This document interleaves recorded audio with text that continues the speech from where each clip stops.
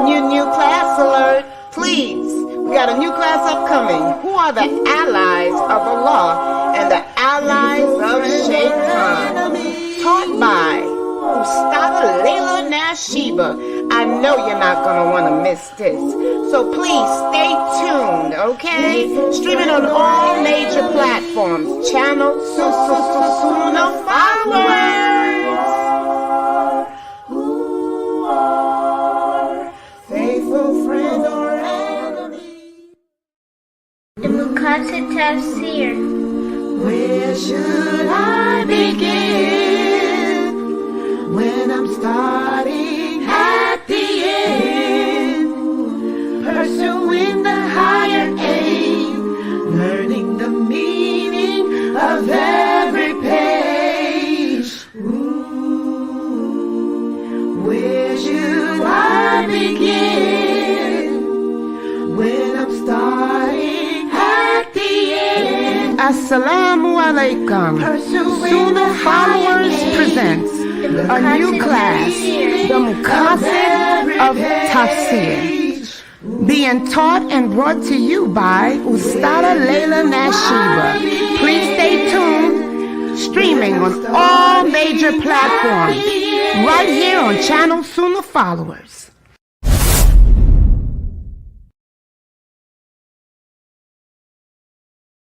Assalamu alaikum wa rahmatullahi wa barakatuh, my dear brother and sister. I just saw Brother Muhammad here in Salat al-Jum'ah, alhamdulillah. It's an honor to speak on a very important topic. I just discussed with Brother Muhammad, and Brother Muhammad is going to speak with you, inshallah. Inshallah. Tuesday, inshallah. Tuesday, inshallah, we're going to discuss raising our Islamic Muslim children in a non-Islamic world that we're living in right now, the society that we live in. Especially now we have a lot of issues happening in our schools, in our colleges, universities, that a lot of our Muslim kids aren't really ready for it. So I think we should have a nice little discussion. Inshallah, we'll have a lot of people on board that can ask a lot of questions that they have, and we can kind of talk about how to kind of keep our deen and our religion inside of our children while they're going through out there in the world with the non-Muslims that are around there, inshallah, that have a lot of pressure that they're put on them, peer pressure and all that kind of stuff, inshallah. So Sunnah followers, prepare yourself and even your kids, and share this very, very important topic. Very important. Alhamdulillah, Brother Muhammad accept to join us every Tuesday, inshallah. 9 o'clock p.m. So it's for the time, inshallah. Assalamu alaikum wa rahmatullahi wa barakatuh. Jazakallah khair, Brother Muhammad, inshallah.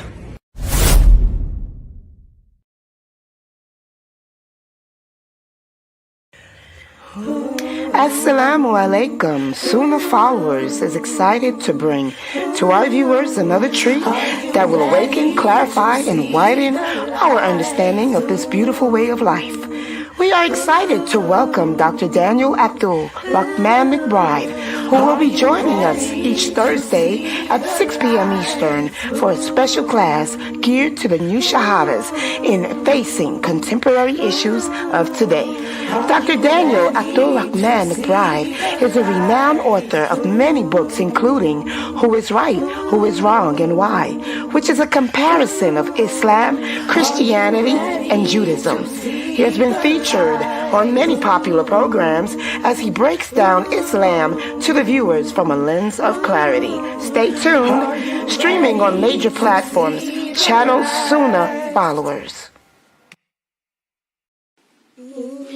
Assalamu alaikum. Sunnahfollowers presents a new and exciting course to add to your Islamic learning and development. Interpretation in Living with the Quran, taught by Sheikh Saad Hassanin, considered to be one of the most accomplished scholars of Quranic science in the United States. He is a member of AMJA, the Assembly of Muslim Jurists of America. He holds a PhD in Islamic Studies, professor at IUM. His specialty is in 10 different styles of Quranic recitation and jurisprudence. Classes will be held every Thursday at 8 p.m. Eastern, streaming right here on Sunnahfollowers.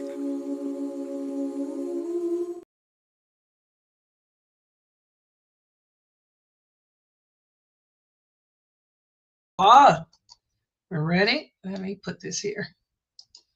Okay. And I know there's a little bit of lag. The lag is coming from the Zoom room. I figured it out. Zoom has an update, and for some reason, that update has me lagging. But anyway, in alhamdulillah, wa salat wa salam Allah wa rasulallah. Let's get started on our class for tonight. Our last class for the night, which is the sacred bonds of marriage. This is a class where we are reviewing the book written by one of my students, Brother Daryl Abdullah Kurt, and it speaks about marriage in Islam. We've talked about monogamous marriage. We've talked about polygamous marriage. And today we're going to speak about how, regardless as to what kind of marriage you have, okay, the importance of having hobbies in Islam. So let's put the PowerPoint up on the screen. Give me a second. Different computer. Let me look at myself here. Okay, hold on.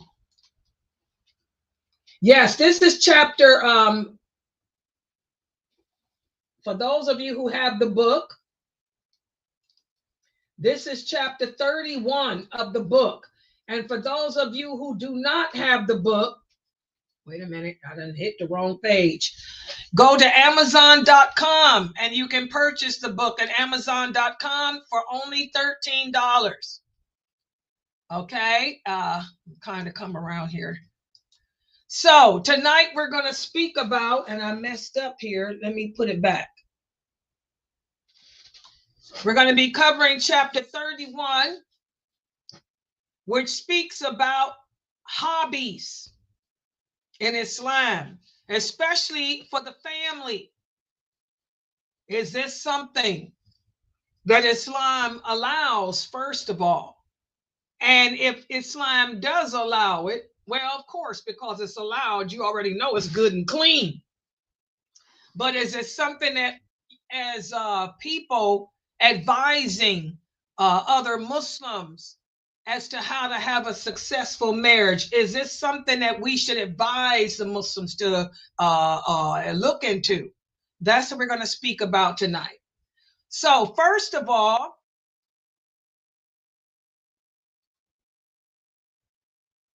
engaging in activities that align with our Islamic principles, that don't violate our laws, that don't violate our morality, it not only cultivates and brings about joy in the house, but it also bonds the family members together, having fun. You know, there's a hadith where, as Ali, may Allah be pleased with him, he was asked about joking and laughing.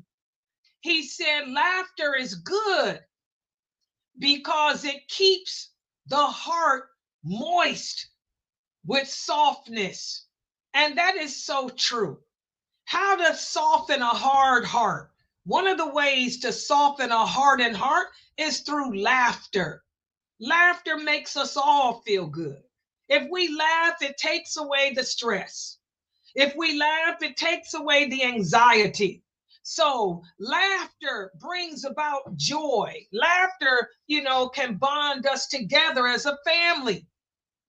You get to see a different side of a person when they laugh. You get to see a different, that everything is not so serious. So hobbies, they can become a great avenue for bringing the families together, for causing us to relax with each other. You know, as a father, as the husband, as the leader of the household, you know, you want to show the people that you're not just all this, oh, wait till your father gets home, that your father is nice and funny too. Okay. So hobbies can serve as a means of helping us to grow on a personal level as well as a family level. And it can contribute to balance and harmony. And also, guys, to answer the question, the Prophet Muhammad, sallallahu alaihi wasallam, he encouraged for us to do things that will bring us together as a family. We need to remember that the ties of kinship, the kinship is under the throne of Allah. And on the day of judgment, when we have to walk across that Sirat bridge, the Prophet Muhammad will be waiting on the other side, and on his right will be truthfulness, and on his left will be the family, the kinship, the ties of kinship. So a great way to strengthen our family is through, hobbies and games and things that can bring us about joy. Okay. And so what we're going to do tonight is take a look at some of the things that we can do within the family together. And also we're going to look at how our Prophet Muhammad, sallallahu alaihi wasallam, what type of activities he did within his family. Because remember, he's the example for all of us. And before we get into that, let's speak about some of the benefits of having hobbies and activities. Number one, of course, it strengthens our bonds with each other. They provide an opportunity for us to communicate. You get to learn about each other through family night, through game night. You get to learn, what we like, what we dislike, what makes us laugh, what makes us cry. Also, it becomes a great way to develop memories, to build memories with each other. You'll remember the time that you played games with your family members. And also, it can help to develop a sense of teamwork, especially if we do activities that entail working together as a group. And it helps us to understand each other. Okay, so that's one of the benefits of having hobbies. Also, it releases stress. You don't want the family to be, when you walk into the room, all the oxygen leaves out.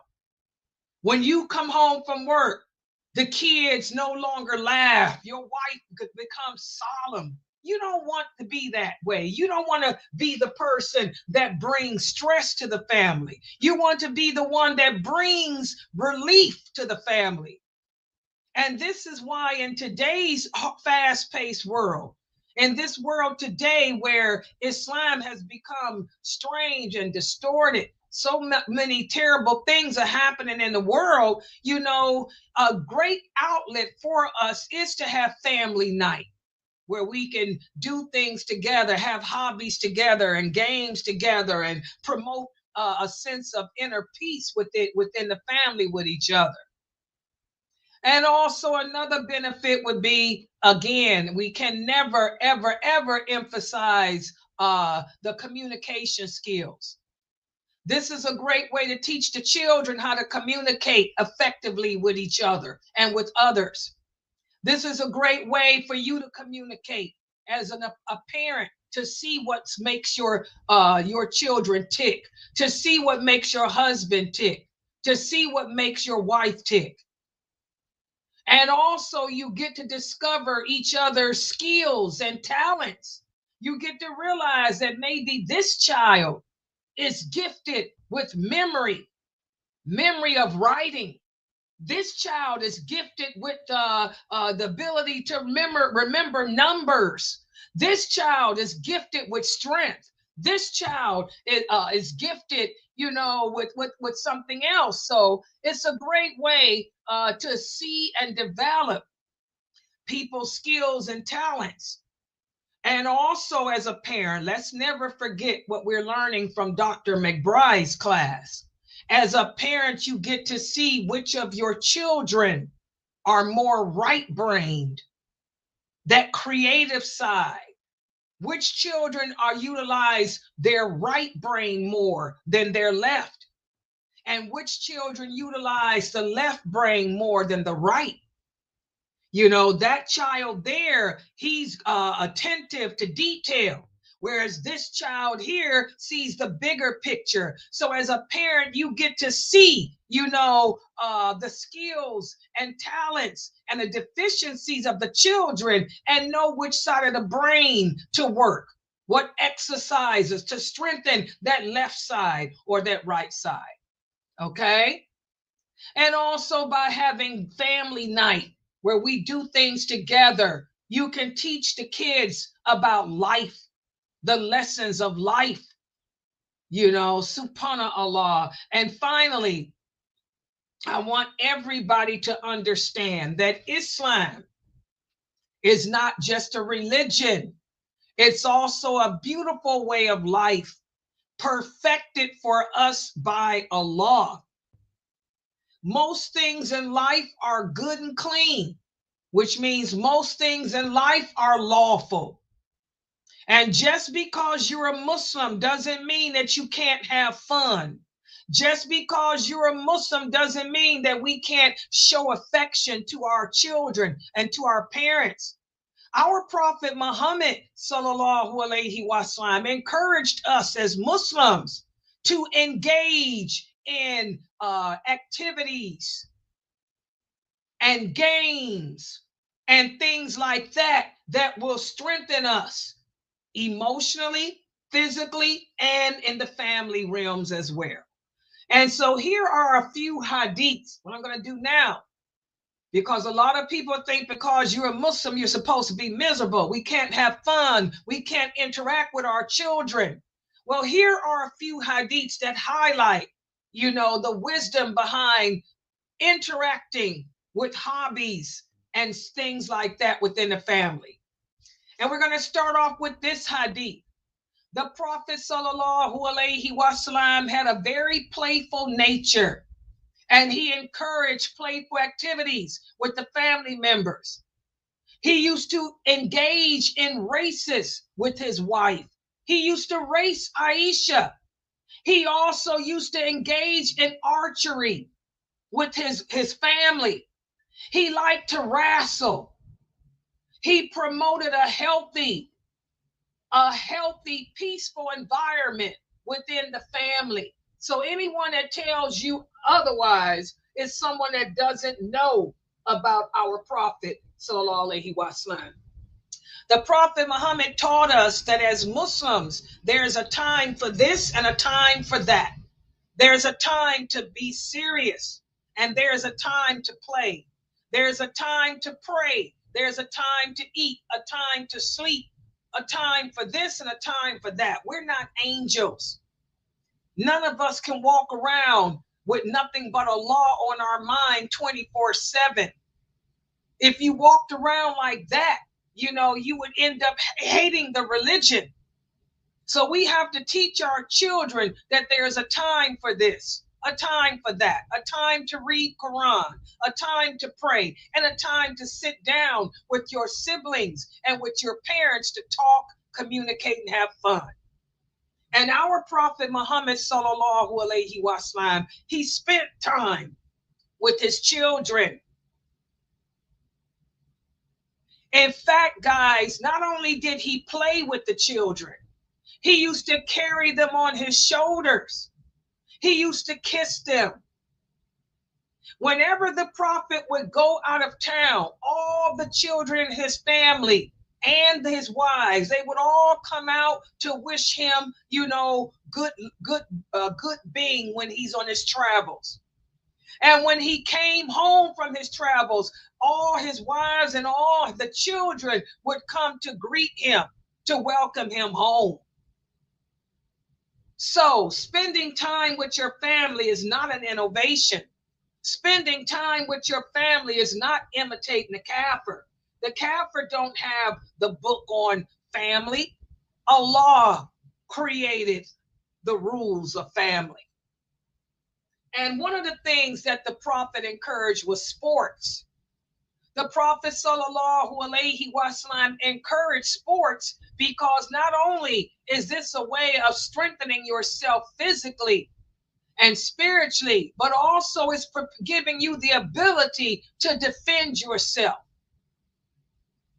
Defend yourself. And many are the hadiths of him encouraging the companions to swim, to do archery, to race, to be able to run fast, to wrestle, and all like that. So again, having fun or enjoying yourself through sports and recreation is not haram in Islam. Just understand that everything has its time and place. A lot of people like to take one day out the week as family night. How many of you do that? How many of you have one day out the week? One of the things I like about my brother and one of my brothers and my sister-in-law. My sister-in-law is a doctor. She's a medical doctor. And my brother, he's a YouTube influencer. And I am really shocked at them. They're both busy. Doctors work hard, for those of you who don't know. She works every day of the week. Every day of the week. But she makes sure that they have family night. So every Saturday is family night. Every Saturday is the night that they all sit down as a family, her and my brother and the kids, and they either watch a movie together, or they cook together, because one of the kids likes to cook. They'll make cookies together, the whole family. And they'll always talk about life. They'll always speak about life, about the Quran, the Hadith, and how it relates to life. We should all have a family night. One night that we spend with the family. And our Prophet Muhammad sallallahu alaihi wasallam emphasized quality time with the children. He also spent quality time with each one of his wives. Whosever night it was, he would make that time with that wife quality. He had many different wives, but each wife was special. Each wife was loved. Each wife was unique in her own way. And each wife had something about her that none of the others had. And the Prophet played upon that. He would go, when it was that wife's night, he would go to her and give her. He would spend time with the children. Then after the kids go to bed, he would spend time with her, letting her know how special she was to him, letting her know how he needed her and what it was about her that was rare compared to all the others. So again, guys, we learn from his example the importance of making the best and the most of your time with your family. How did the Prophet Muhammad do it? Each wife had had their own night.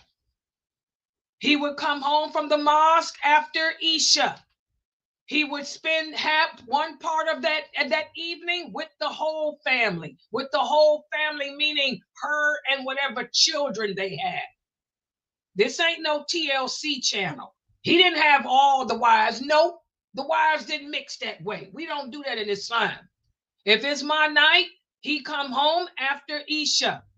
And we sit down together as a family and we talk and laugh and spend time together. Then after we get the kids to bed, it's me and his time. That's how he was with every one of his wives. How many of you brothers are doing that? How many of you brothers are making the most of your time at home? Or do you just get off work, come home, fall asleep, and that's it? Kids don't see you. Wives don't see you.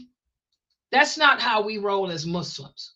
So again, is it important to have family hobbies? Is it important to have family night?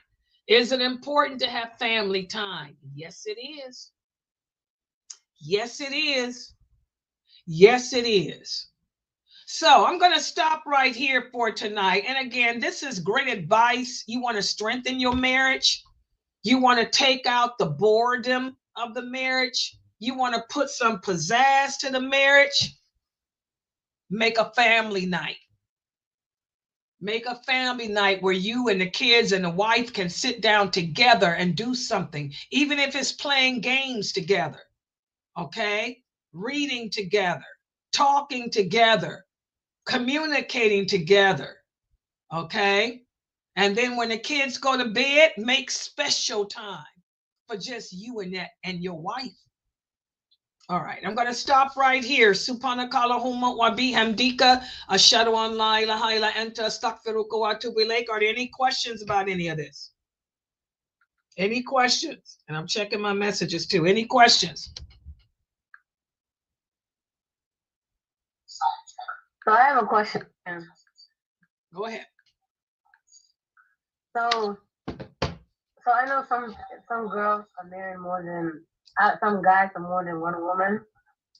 So is it like you have to give the man permission to marry another wife? Nobody can give a person permission to do what Allah said they can do.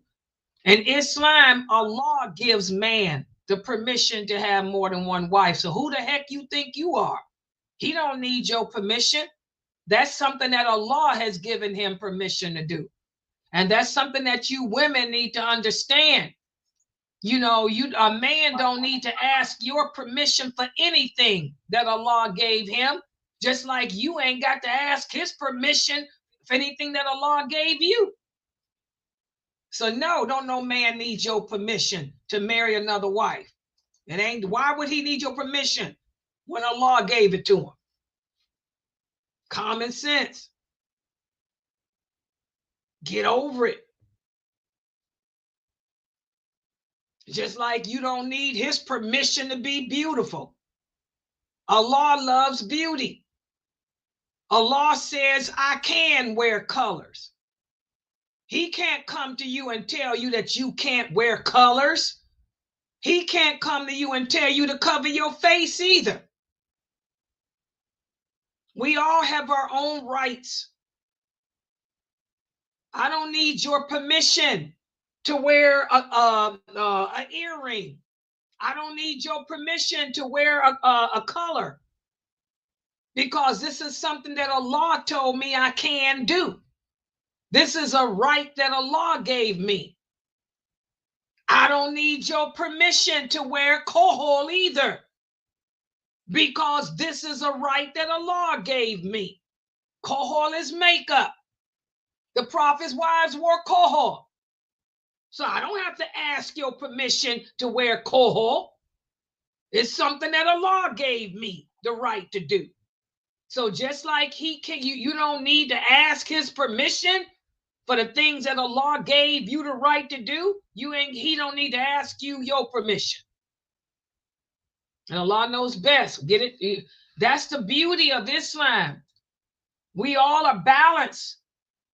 Women and men complement each other. I have my rights and I have my role. You have your rights and you have your role. Stay in your lane and I'll stay in mine, and we'll get along just fine. When you transgress your lane, or if I transgress my lane, that's when it's going to be conflict. That's why it's important, guys, before you all get married, for the young girls here and the young men, I tell y'all all the time, you better learn about marriage before you get married.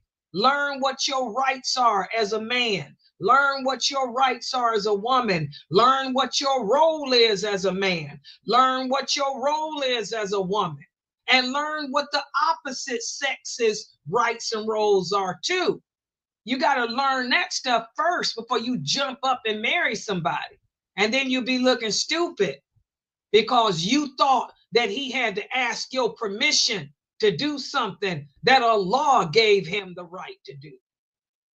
Y'all understand that? And Allah knows best.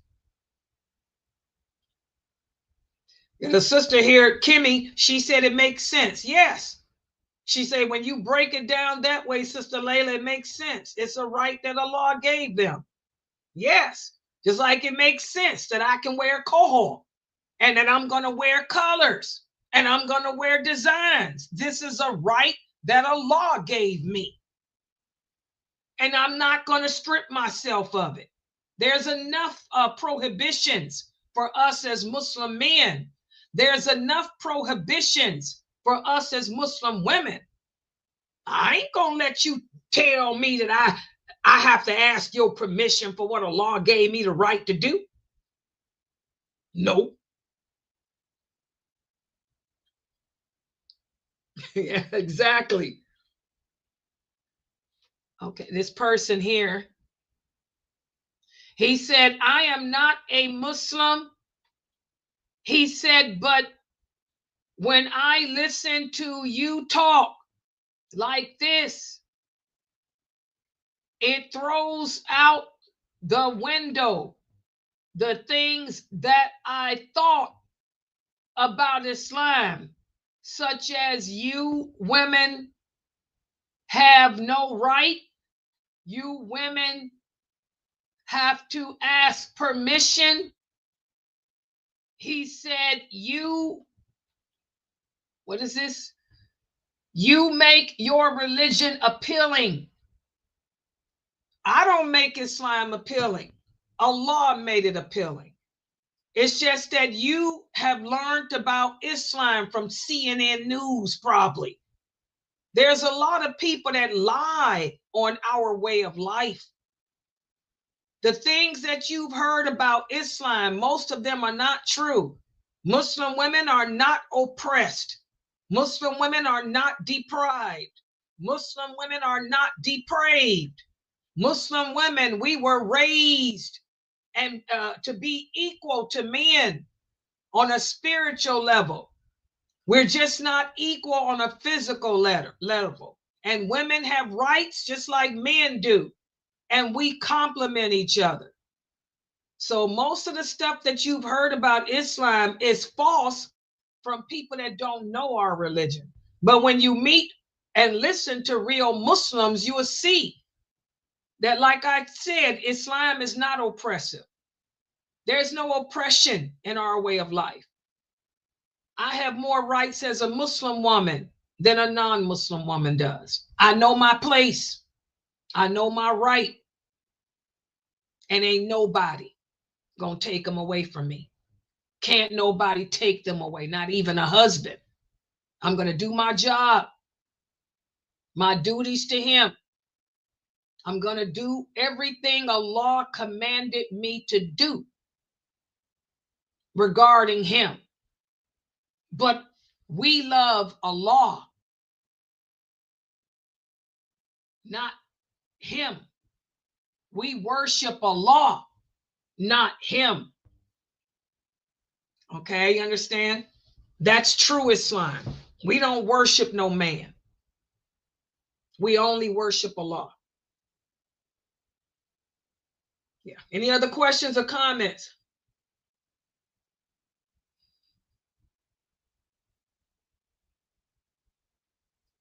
He said, these other women don't speak like you.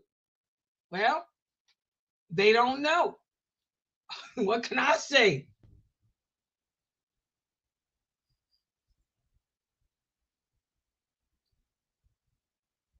All right. Okay, guys, tomorrow is, what is tomorrow? Monday? Monday.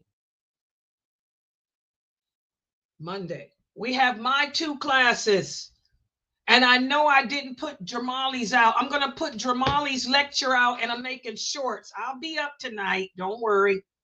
I got to get caught up. I'll be putting the shorts out from Dr. Jamali's class yesterday. And I'll be putting out yesterday's lectures. In fact, they might be uploaded now. Oh, that's another thing. I was uploading. Where is that? Yes, it's processed. They're uploaded now. Yeah, and I'll be putting the shorts out from Jamali's class from yesterday. Woo! I just messed up the thing, y'all. I hit the wrong button. Okay, I'm sorry. I was wondering what that button was for. I guess I found out, didn't I? So that's what that button is for. Okay. All right, guys, I'm going to log out for tonight. Inshallah, I'll see everybody tomorrow. Please support us. We need donations, man. It's the first of the month, guys. We got to get these donations for this month. So please support us. And you again, oh yes, you don't have to be a Muslim. If you would like to make a donation, please support us. Money has no religion. Mm-hmm. That's right.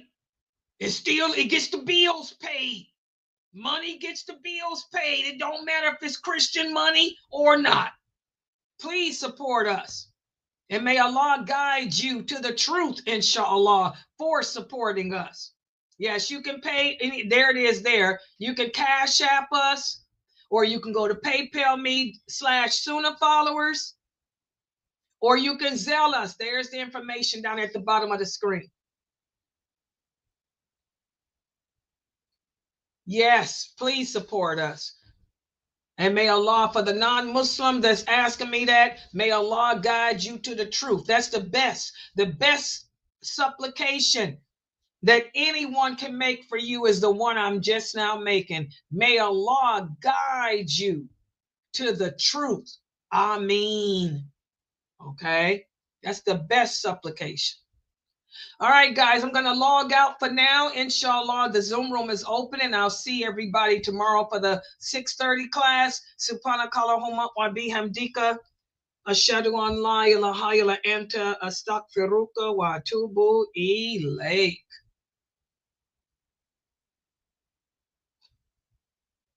Okay. And y'all know I did